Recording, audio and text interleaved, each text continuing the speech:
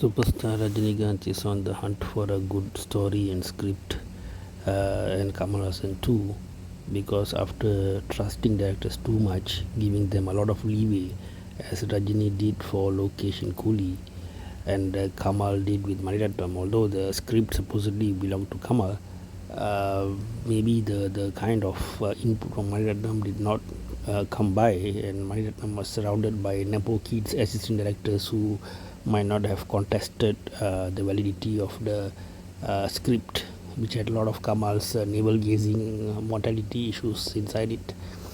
But anyway, initially both of them thought of in a business like way, that's how they put together both the previous films. That's the first era again, Coolie and Thug Life. They put it together from a business sense, anticipation sense. Of course, anticipation is huge for a Kamal Mariam reunion, and also for a Lokesh and Rajini combination. So business wise, everything fell into place. Everybody got big fat salaries, but they forgot the key. The key to good cinema is good story and good screenplay. Everything else comes after that. Everything else is like cream on top of it, which they polish, right? So the basic they got wrong. They were thinking in terms of profits and money, which is why we saw very weird item dance put inside the Coolie movie without even a proper build-up. In Jailer, there was like some kind of interlink to the story for the item song. Here they didn't even bother with that. They just throw in a few things saying, okay, give me my 1,000 crores, right? So as a kind of probably compensation for all the errors, both of them, Kamal as producer and Rajini as hero, are now hunting for so-called good script. Actually, if you look at it, even Vettayan by TJ Gnanavel was quite a decent attempt, and somebody in the internet said if they've gone a bit more serious in tone, like Thalaivar173 Maniratnam, although box office wise it would have been somewhat still moderate, but it could have become a classic, which I do agree somewhat. Those mass scenes of Rajini coming in through the cigarettes, cigar, and some of that, that so-called slow-mo shots all could have been chipped away. The confrontation between Amitabh and Rajini could have been made to be more stronger, like that English movie A Few Good Men with Jack Nicholson and Tom Cruise. So if they made the drama stronger, of course Rajini and Amitabh might have their reunion, but they have a lot of philosophical fights, antagonism in the beginning. That should have been stronger, and they shouldn't have melted it down just because Rajini is Rajini is Amitabh's friend, or everybody looks up to Amitabh Bachchan. They should serve the script, okay?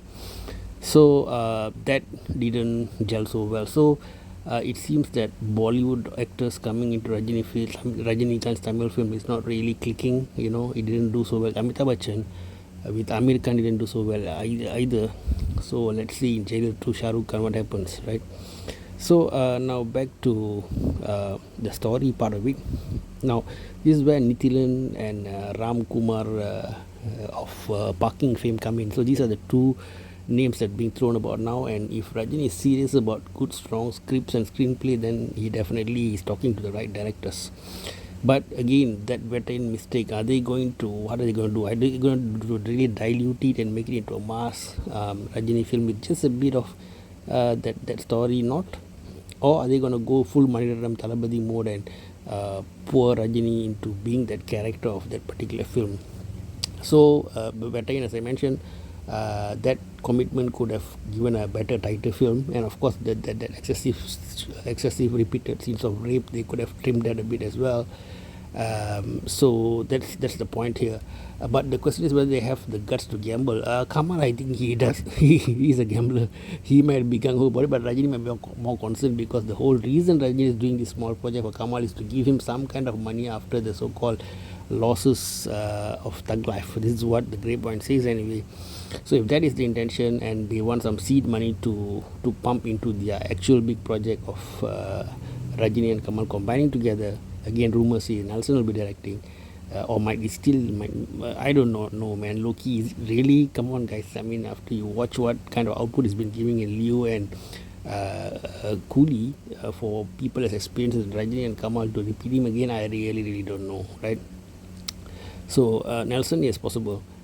So they need the budget and everything for that, and probably this is like a small project to bring in some money, okay?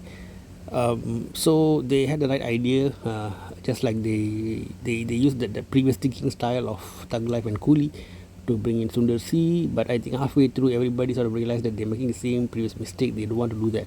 Now I think the current mistake Rajini is making is that he's feeling guilty about not paying attention to the story with Lokesh Kanagaraj, and he's transferring that feeling into Sundar C. See, but you must understand, Sundar C does not give you this. That's not his style. It's not his style to bring a bound script, but he makes good movies. So he improvises a lot on the floor or as the shooting is going on. So Rajini should have trusted Sundar C's style, right? And Sundar C probably rightfully angry because he's giving hit after hit. The Mother Gada Raja, and then even recently the Aranmani series and all, he's able to deliver. So, and it's a small budget film. So, I think more than anything, Rajini is feeling jittery about that recent experience he had with script not being locked down, right? So Lokesh went into supervillain multiverse role for Rajini, and then went to this, went to that, and then ended up with Coolie, which is a very funny script. Just like two guys just sat down and say, let's put in some twist and let's put in some multi-stars, and just it's nonsense cooking there, unfortunately, right? So can't blame Rajini for having some post-traumatic stress disorder after what happened. And so he got cold feet and walked away like he did in politics. But Rajini being Rajini, I feel he might want to give Sundar C a chance later, maybe under Wales Productions. I hope he does that, because I feel sorry for Sundar C if the initiator of the break is Rajini. So Rajini's name is already like under the radar for what happened to CB Chakravarti project, which was like dropped like that, and Desing Periyasamy, who ran after Rajini with the King script and also got dropped off. So these people are.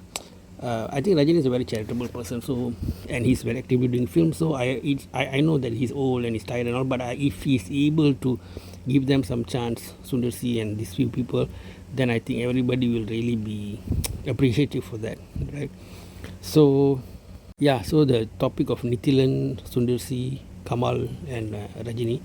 So apparently when Nithilan-SundarC-Kamal-Rajini was doing this Naliya Yukner program where young directors come to the fore in Kalaignar TV, I believe, in some years past, one of the judges was Sundar C, who congratulated him on a good film, and so he said there was a trigger and motivation for him. So little did probably Nithilan know that he might be one of the candidates to replace Sundar C himself in a Kamal Rajini project. So that's kind of irony. And also Kamal himself was a judge in that particular program, and 2-3 years later when he was giving an interview for Vishwaruban, he mentioned Nithilan's film. If I'm not mistaken, the title is called Punnagai Vilaikku Kannir Ilavasam or something like that, which means a smile for sale with tears as a free gift, something like this short film that Kamal really appreciated.